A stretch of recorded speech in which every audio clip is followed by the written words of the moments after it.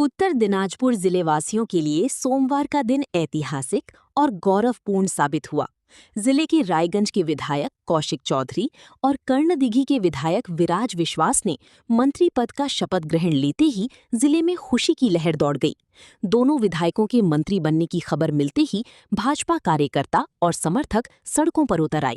गेरुआ अबीर उड़ाकर नाचते हुए समर्थकों ने अपनी खुशी का इजहार किया। जगह जगह मिठाइयां बांटी गईं और लोगों ने एक दूसरे को शुभकामनाएं दी। কেন আজকে আপনারা এই আবির মাখলেন এবং মিষ্টি মুখ করালেন?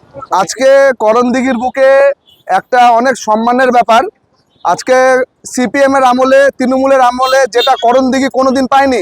করণদিঘি সবসময় উত্তরবঙ্গের মধ্যে বঞ্চিত একটা বিধানসভা ছিল।